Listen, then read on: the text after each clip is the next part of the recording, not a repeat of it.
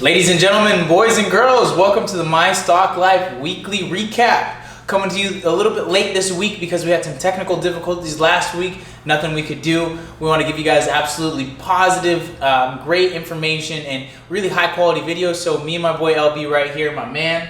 It's good, bro. Had to refilm it. You know, we did great the first time. It's going to be even better the second time. So we're going to jump straight into it. I'm your boy Tristan, Mr. Big Wop Brady. We got LB, Dr. Love right here. It's good.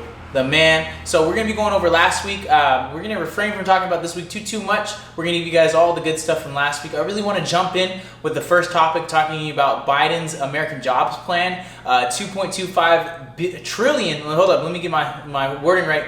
Not a billion, but $1 trillion CARE Act, focusing on re-infrastructure around the United States, whether that be roads, whether that be child care. There's a lot of different things in the social aspect that might be coming on a second back end.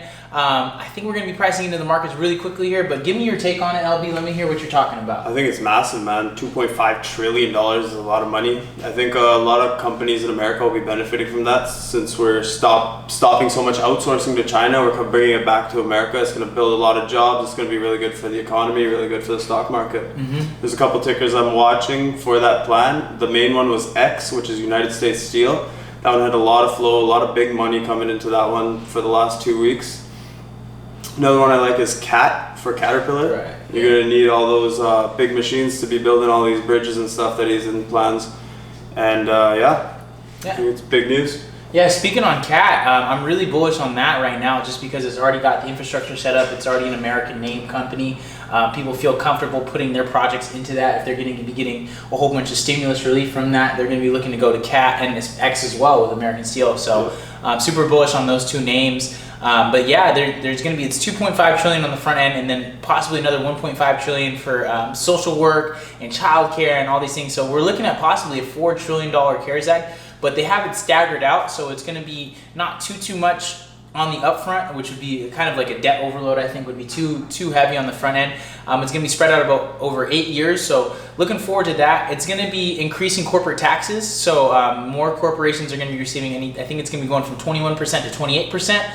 But it's not going to be affecting the stock market too much because it's going to be a reversal of Trump's 2017 tax cut. So it's not something that we haven't seen before, but it's going to be a little bit different on the back end right there. So reopening plays, they're going to be huge. I expect them to be jumping in crazy. With everything reopening and vaccines getting distributed, I think it's like 1 in 4 Americans that can get a vaccine now have gotten them. Yep. We're going to be seeing a lot of reopening. What's on your watch list for reopening plays? I've seen a lot of reopening plays running up for the last couple of weeks, and me myself, we went on a little vacation last Friday to Panama. Right. Our flight was jam-packed both ways. There was no seat empty on either plane. We went to the casino in Panama. It was jam-packed. Anything that's reopening, people are going there even more than they did before the pandemic. People are dying to get out and trying to go anywhere. They don't care where it is. They just want to get out of their house.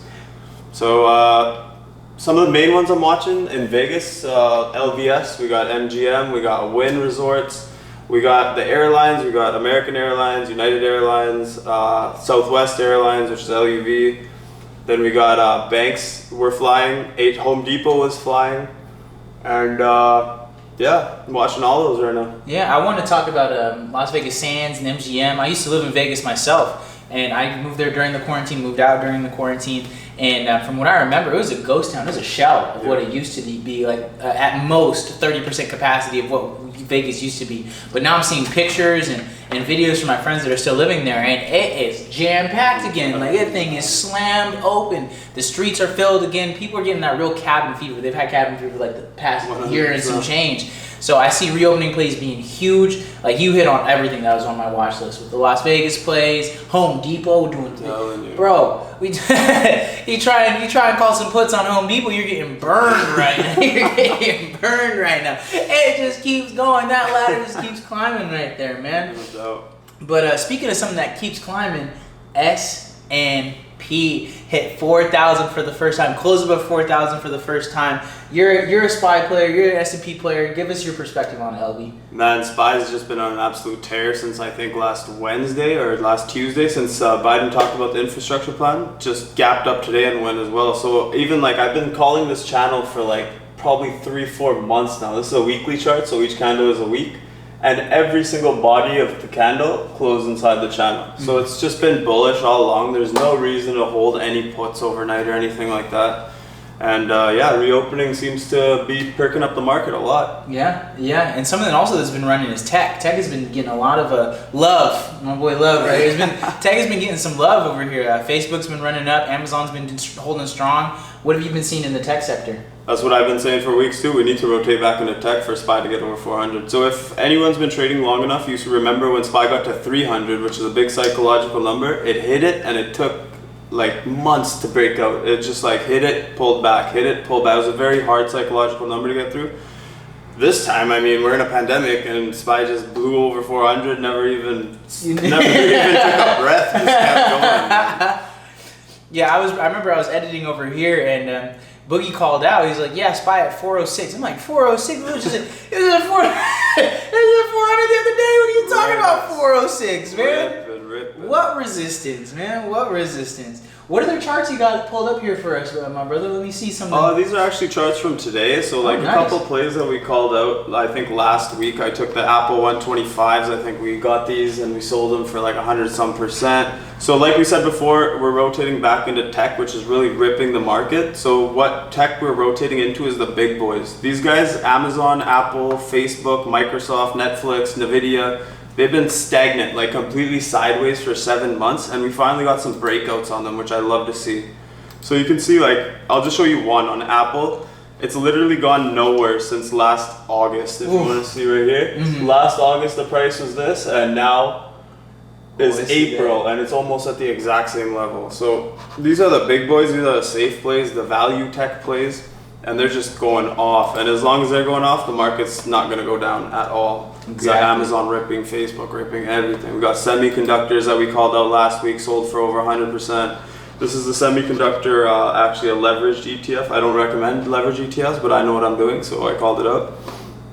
And yeah, it's just, everything looks bullish. There's no reason to short this market at all right now. Yeah, we've been waiting for market sentiment to come through, and I think when Biden hit that infrastructure plan, it's starting to give a real direction of where everything should be going and how it should be moving. So if you guys are, call cowboys, like some of the members in the Discord, if you're not in the Discord, definitely get inside there. We got so much value dropping. But if you're one of those call cowboys, I think this is going to be your market. It's going to be something really a bullish nature. Bears are going to get burnt. You know, we've been on just such a, like, over the last few months. It was a little choppy the last 2 months, but leading up to that point, it's just been, Bull City, Bull City. So speaking of Bull City, our boy Boogie in the background has bullish or bearish for us. I know some of you guys love this content out here. We're going to be dropping this heavy for you guys right now. So we got 3 stocks. Me and my boy Love calling out whether we think it's going to be bullish or bearish for the coming week. So without further ado, Boog, hit us with it. First up, Palantir. PLTR. 3, 2, yeah. I'm still bullish on Palantir. I was bearish on the last segment. And I was right. But now, with the news coming out on Palantir, I feel like it's a bubble just ready to pop. People have been waiting for it too long, too long. And I know Palantir is going to give me some good news this week, so I'm bullish on Palantir. What's your reasoning? I 100% agree with you. I was bullish before and I'm bullish now. I mean, sometimes you just got to wait out these plays, right? So I've been in calls for a while. They're obviously down because Palantir was just consolidating this whole time.